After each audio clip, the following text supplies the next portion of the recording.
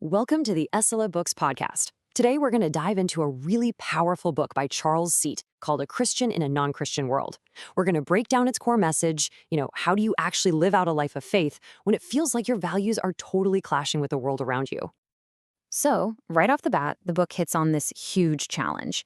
How do you navigate your faith when it feels like the culture is constantly pulling you in a completely different direction? It's a question a lot of us wrestle with, right? And what's great is that this book offers a pretty clear framework for figuring that out. All right, so here's our game plan for today. First, we'll look at the core challenge it lays out. Then, we're going to dig into the why, like the two big reasons it gives for why living a distinct life even matters. After that, we get super practical, talking about worldly values and temptation. And we'll wrap it all up by looking at the ultimate impact our lives can have on others. Okay, so first up, the core challenge. The book makes something really clear from the get-go. This is not about hiding away from the world. Nope. It's about engaging with it, but doing it in a way that's really intentional, different, and driven by a clear purpose.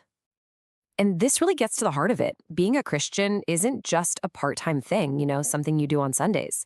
The author actually calls it a full-time job. And what that means is it's this constant, conscious effort to live in a way that actually influences people toward God, not away from Him. So if it's a full-time job, you got to ask, what's the motivation, right? Why go through all that effort? Well, the book lays out two really compelling reasons. This is the why behind the what.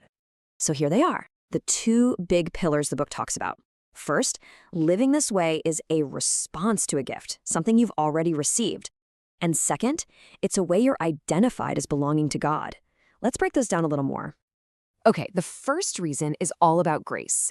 And the key idea here is that this lifestyle isn't about trying to earn God's favor. The book calls grace an unmerited favor, basically a gift you didn't deserve or work for. So living a godly life isn't you trying to pay back that gift. It's just a natural, grateful response to it. It flows out of gratitude. And to illustrate this, the book tells this incredible story about a guy named Count Zinzendorf. His life was completely turned around by a painting of the crucifixion. Underneath it was this question. It wasn't some harsh command. It was this powerful, grace-filled question that just changed everything for him. Now, that second reason is all about identity. The book uses this old-fashioned phrase, peculiar people. And it doesn't mean weird, it means you're set apart for a special purpose. The whole idea is that your different way of life acts like a signpost. It points people to God's character, showing them something they might never see otherwise. Okay, that's the why. But what about the how? How does this actually play out in real life, especially when we're surrounded by the world's values? Well, the book gets really practical here and points to three key areas where our priorities are probably going to clash. And this chart just lays out the contrast perfectly. So the world pushes what the book calls the 3 A's: achievements, appearance, and affluence. But for each of these, the book presents a completely different alternative. So instead of being all about achievements, the focus is on knowing and understanding God. Instead of worrying about appearance, it's about inner beauty, what's in the heart. And instead of chasing affluence and material wealth, it's about being rich in faith and in good works. It's a total paradigm shift. Let's take achievements, for example. The book brings up King Solomon. This was a guy who literally had everything: power, wisdom, wealth, you name it. And what was his conclusion at the end of it all? That it was vanity, basically, meaningless and empty. So the book's alternative is this: the greatest achievement you could ever have is just to know and understand God. Then there's appearance. Our culture is just obsessed with the outside, right? But the book pushes back, arguing that what God really cares about is the hidden man of the heart. It's all about working on your inner character, developing that meek and quiet spirit, which it says is way, way more valuable in the long run. And finally, affluence or wealth. The message here is super direct.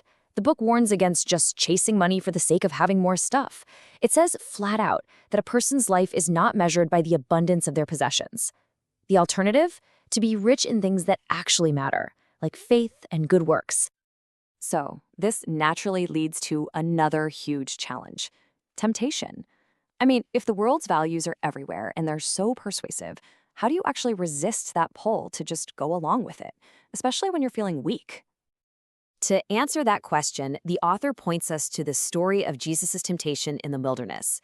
And the book presents this not as some abstract, distant story, but as a really practical, hands-on template, a model for how we can handle temptation in our own lives. And the book breaks down the temptations Jesus faced into 3 categories that are honestly super universal. First, there's the appeal to our physical needs. Think hunger, comfort. Second, the appeal to our pride, our ego. And third, the appeal to our ambition and our desire for power. I mean, between those 3, that pretty much covers all the bases of where we're vulnerable, doesn't it? But here is the absolute key, the big takeaway. For every single one of those temptations, Jesus' response started with the exact same phrase, "It is written." The model here isn't to just try harder or use your own willpower. It's to counter the temptation with what Scripture says. The book holds this up as the ultimate weapon in our arsenal.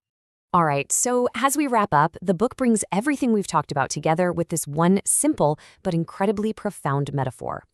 It all comes down to the kind of impact our lives have on the people around us.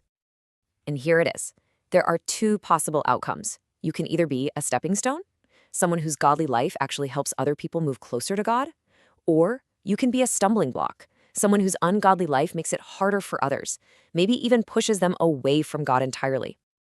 So really, the whole book builds up to this one final, really personal question that it leaves with the reader. Are you a stepping stone, or are you a stumbling block? It's just a massive call for all of us to think about the real effect our lives, our values, and our choices are having on others.